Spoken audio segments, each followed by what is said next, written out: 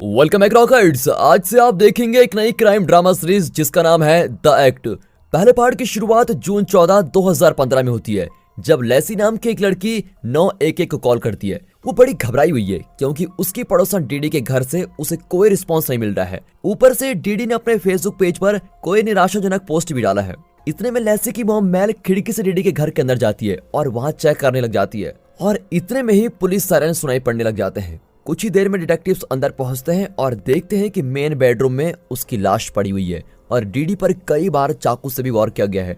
वे लेसी और मेल को खबर देते हैं। अब उन दोनों को डीडी की बेटी जिप्सी की बहुत फिक्र होने लग जाती है क्योंकि वो गायब भी है। अब 7 साल पहले का फ्लैशबैक दिखाया जाता है। डीडी अपनी बीमार बेटी जिप्सी रोज के साथ रहती है जो व्हील चेयर पर है। साल 2008 में वे हैबिटेट फॉर ह्यूमैनिटी नाम की संस्था के दिए हुए एक नए घर में रहने आते हैं जो स्प्रिंगफील्ड मिसौरी में है।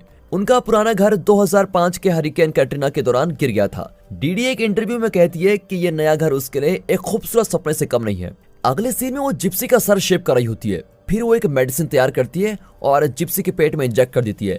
रात को जिप्सी को लोरी सुनाती है और उसको एक स्लीप मशीन पहना देती है। उसको सुलाकर वो खुद भी कुछ मेडिसिन लेती है जिनमें से एक का नाम है स्लीपी बेबी। अगले दिन उसकी पड़ोसन लेसी उससे मिलने आती है और कहती है कि मैं जिप्सी का मेकअप करूंगी। ना चाहते हुए भी डीडी उसको अलाउ कर देती है। अब लेसी और जिप्सी की दोस्ती होने लगती है। जिप्सी उसे बताती है कि बचपन में मेरे पापा मेरी चाल को देखकर चिढ़ाते थे, तब मेरे पास व्हील चेयर नहीं थी। डीडी इनकी सारी बातें सुन रही होती है।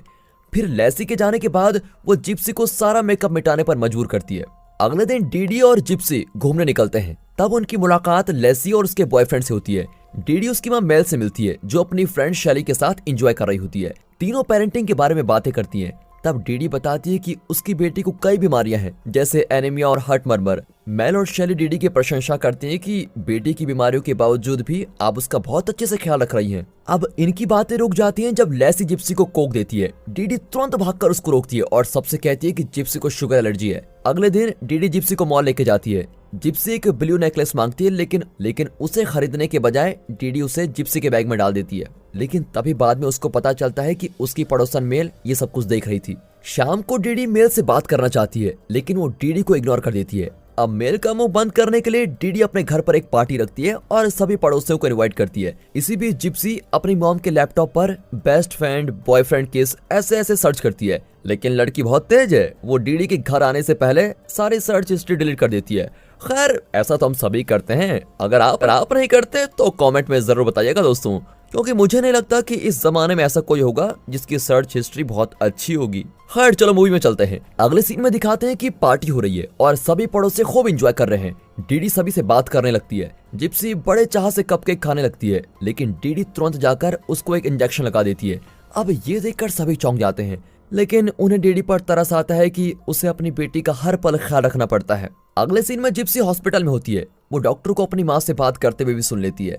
डॉक्टर कहता है कि जिप्सी को शुगर एलर्जी बिल्कुल नहीं है। जब वे हॉस्पिटल से निकलते हैं तो मेल डीडी का पर्स देने आती है जो उसने पार्टी के बीच छोड़ दिया था। डीडी उसको थैंक करती है और कहती है, मैं नहीं चाहती कि मेरे बुरे पास्ट की वजह से कोई मुझे जज करे। इस पर मेल कहती है कि मैं खुद ऐसे बुरे पास्ट की शिकार हूँ, इसलिए तुम्हारा दर्द समझ सकती हूँ, और इस तरह दोनों में सुलह हो जाती है। उस रात डीडी रोज की तरह जिप्सी को स्लीप मशीन पहनाकर सुला देती है। फिर वो कुछ चेक्स निकालती है जिन पर क्लाउडिन ब्रेंचार्ड का नाम लिखा होता है और लगता है ये शायद डीडी का असली नाम है। फिर वो अपनी बेटी के पास ही सो जाती है और फिर उसकी माँ के सोते ही जिप्सी अपनी मशीन उठाकर बेड से उतरती है और इस पल तक जो व्हील चेयर पर थी वो अपने पैरों पर खड़ी होती है और आहिस्ता आहिस्ता कमरे से बाहर जाती है। यह है दोस्तों पहला ट्विस्ट। वो किचन में जाकर व्हिप्ड क्रीम खाने लगती है और अपना इंजेक्शन भी तैयार करती है, लेकिन व्हिप्ड क्रीम खाने के बाद भी उसे कुछ नहीं होता। तब उसे पता चलता है कि उसे कोई शुगर एलर्जी नहीं है और उसकी माँ ने आज तक उससे झूठ बोला है। जब वो कमरे में लौटती है तो अपनी माँ को देखकर चौंक जाती है। फिर डीडी उसको चुपचाप सोने को कहती है। इस तरह एक रात जिप्सी लैपटॉप पर मेकअप वीडियोस देखने लगती है और साथ साथ फ्रॉस्टिंग खाकर कोका कोला भी पीती है। तभी उसके दांत में दर्द होने लगता है वो चुपके चुपके बहुत शुगर खाने लगी थी। अगले दिन डीडी जिप्सी को जगाकर कहती है कि तुम्हें हमारी कम्युनिटी का चाइल्ड ऑफ द ईयर चुना गया है। अब डीडी इस बात पर बहुत एक्साइटेड होती है। जिप्सी के दांतों की हालत देखकर डीडी सोचती है कि उसे दांतों की भी कोई बीमारी हो सकती है। अब वो जिप्सी को डॉक्टर हार्ली नाम के एक पेडियाट्रिशियन के पास लेके जाती है। डीडी डॉक्टर को बताती है कि शायद जिप्सी को फिर से एसिड रिफ्लक्स हो गया है, जिसकी वजह से उसके दांत खराब हो रहे हैं। फिर डॉक्टर हार्ली एक गैस्ट्रोएंटरोलॉजिस्ट को बुलाता है जिसका नाम है डॉक्टर चंद्रा। इसी बीच डीडी काउंटर से डॉक्टर का प्रिस्क्रिप्शन पैड चुरा लेती है। अगले सीन में डॉक्टर चंद्रा डीडी से कहती है कि जिप्सी को एक डेंटिस्ट की जरूरत है, लेकिन डीडी जिद करती है कि पहले जिप्सी का एसिड रिफ्लक्स ठीक कीजिए। ये सुनकर डॉक्टर चंद्रा को डीडी पर शक होने लगता है और वो जिप्सी की मेडिकल रिकॉर्ड्स मांगती है। डीडी कहती है कि वो सब तो हरिकेन कैटरीना के दौरान खो गया था। अब इससे पहले कि डॉक्टर कुछ और पूछे, डीडी जिप्सी को लेकर वहां से चली जाती है। बाद में डॉक्टर चंद्रा डॉक्टर हार्ली से पूछती है कि क्या आपने जिप्सी की मेडिकल हिस्ट्री चेक की थी, लेकिन हार्ली इसका जवाब नहीं दे पाता। अगले सीन में डीडी और जिप्सी अपनी कार में एक फार्मेसी के बाहर वेट कर रही होती है। अब डीडी उस चुराए हुए प्रिस्क्रिप्शन पैड पर कुछ मेडिसिन के नाम लिखती है। अब प्रेजेंट यानी कि 2015 में दिखाते हैं कि डिटेक्टिव्स डीडी की लाश पर चाकू से किए गए घाव को एग्जामिन करते हैं। लेसी को शक होता है कि शायद कोई जिप्सी के पीछे पड़ा होगा। वो पुलिस को जिप्सी की सारी बीमारियों के बारे में बता देती है। अब 2009 की घटनाओं को दिखाते हैं जब जिप्सी का एक दांत पूरी तरह से सड़ गया था। ब्रश करते वक्त उसको बहुत दर्द होता है और सिंक में उसका खून भी लगा होता है। ये सब देखकर डीडी और परेशान हो जाती है और जिप्सी को बेवजह तरह तरह की मेडिसिन देने लग जाती है। फिर डीडी जिप्सी को लेसी के घर में लेके जाती है जो अपने फ्रेंड्स के साथ होती है। बातों बातों में लेसी की फ्रेंड जिप्सी के सड़े हुए दांत देख लेती है। तब जिप्सी बता देती है कि वो रात रात को छुप छुप कर मीठा खाती है। दूसरी ओर डॉक्टर चंद्रा को जिप्सी की फिक्र होने लगती है और वो कई हॉस्पिटल्स को कॉल करके उसकी हेल्थ कंडीशन के बारे में पूछती है। आखिर में वो चाइल्ड प्रोटेक्शन सर्विस को कॉल करती है और वहां से एक रिप्रेजेंटेटिव जिसका नाम एलिसन है वो डीडी के घर आती है। डीडी तुरंत जिप्सी को स्लीपिंग पिल्स दे देती है ताकि वो बीमार लगे। एलिसन घर को देखती है और जिप्सी के बारे में पूछती है। डीडी झूठ बोलती है कि जिप्सी दिमाग से सिर्फ 7 साल की बच्ची है। फिर एलिसन जिप्सी से अकेले में बात करती है, लेकिन डीडी दरवाजे पर ही खड़ी रहती है। एलिसन बार बार पूछती है क्या तुम्हें यहाँ पर कोई तकलीफ है, और जिप्सी जवाब देने लगती है, लेकिन स्लीपिंग पिल्स की वजह से वो ठीक से जवाब ही नहीं दे पाती और एलिसन को यह लगता है कि जिप्सी वाकई में बीमार है। फिर एलिसन डीडी से उसका सोशल सिक्योरिटी कार्ड मांगती है, लेकिन उसका नाम इस एड्रेस से मैच नहीं होता। हमेशा की तरह डीडी हरिकेन कैटरीना को इसका जिम्मेदार बता देती है और पूरी छानबीन करने के बाद एलिसन को यहाँ कुछ भी अजीब नहीं लगता और वो अपनी रिपोर्ट में साफ साफ लिख देती है कि यहाँ शक करने जैसा कुछ भी नहीं है और डीडी अपनी बीमार बेटी को बहुत अच्छे से ख्याल भी रख रही है। फिर डीडी जिप्सी को डेंटिस्ट के पास लेके जाती है। उसे एनेस्थीसिया दिया जाता है और जब उसको होश आता है तो उसके लगभग सभी दांत निकाले जा चुके होते हैं। जिप्सी खुद को आईने में देखकर बहुत रोने लग जाती है। जिप्सी कहती है इस हालत में वो child of the year award function attend नहीं करना चाहती, लेकिन डीडी फिर भी उसको मजबूर करती है। अब फंक्शन के दिन डीडी जिप्सी को खूब तैयार करती है और उसके लिए नकली दांत भी लेके आती है। जिप्सी को अवार्ड मिलता है और साथ ही उसे $5000 भी दिए जाते हैं। चेक लेकर डीडी बहुत खुश होती है। फिर डीडी एक इमोशनल स्पीच भी देती है और फिर दोनों खुद का लिखा हुआ एक गाना भी गाते हैं। अब डॉक्टर चंद्रा जिप्सी से मिलना चाहती है और बड़ी मुश्किल से अपने अपॉइंटमेंट के लिए डीडी को कन्विंस करती है। अपने कमरे में डॉक्टर चंद्रा जिप्सी को अकेले में बताती है कि तुम्हें शुगर एलर्जी बिल्कुल नहीं है। ये कहकर वो जिप्सी को कोक देती है, लेकिन वो इनकार कर देती है क्योंकि वो अपनी माँ को झूठा साबित नहीं करना चाहती है। इतने में डीडी आ जाती है और डॉक्टर चंद्रा कोक के कैन को दूर रख देती है और जिप्सी को एग्जामिन करने लगती है। फिर से प्रेजेंट यानी कि 2015 में पुलिस डीडी के घर की तलाशी लेते हैं। तब लेसी उन्हें जिप्सी का एक सीक्रेट फेसबुक अकाउंट के बारे में बताते हैं जिसके जरिए उसने कई फ्रेंड्स बना लिए थे। उसका एक बॉयफ्रेंड भी था। फिर 2011 की घटना दिखाई जाती है जब डीडी GoFundMe पेज से सारा पैसा निकाल लेती है जो उसकी बीमार बेटी के ट्रीटमेंट के लिए डोनेट किया गया था। एज यूजुअल जिप्सी चुपचाप किसिंग और कॉस्प्ले इवेंट्स की यूट्यूब वीडियोस देखती है। फिर माँ और बेटी मेकअप करके फैंटास्टिका नाम की एक कॉस्प्ले इवेंट में जाती है। इवेंट के एंट्रेंस पर डीडी बताती है कि उसकी बेटी का बर्थ ईयर 1995 है।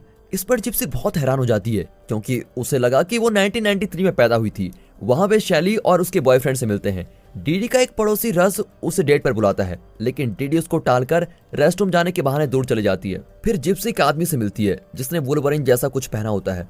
वो अपना नाम स्कॉट बताता है और फिर दोनों अपने फेवरेट मार्वल कैरेक्टर्स के बारे में डिस्कस करते हैं। फिर जिप्सी स्कॉट से कहती है कि हमें बैक टू द फ्यूचर के डी लॉरेन को ट्राई करना चाहिए। स्कॉट भी मान जाता है। फिर उन्हें फ्रंट लाइन पर बुलाया जाता है। स्कॉट जिप्सी को उठाकर एक सीट पर बैठाता है और फिर दोनों खूब एंजॉय करते हैं, लेकिन डीडी बीच में ही उनको रोक देती है और जिप्सी को साथ लेके जाती है। अब रस दोबारा आता है और डीडी को मनाने के लिए कहता है कि मेरा भी एक बेटा व्हीलचेयर पर था, लेकिन अब वो इस दुनिया में नहीं रहा। घर जाकर डीडी और जिप्सी सो जाते हैं, लेकिन जिप्सी बीच में उठकर एक फेसबुक अकाउंट खोलती है। उसे लगता है कि वो स्कॉट को फेसबुक पर ढूंढ लेगी, लेकिन उसे अपने डेट ऑफ बर्थ के बारे में बहुत शक होता है। फिर वो अपनी माँ का पर्स खोलकर देखती है।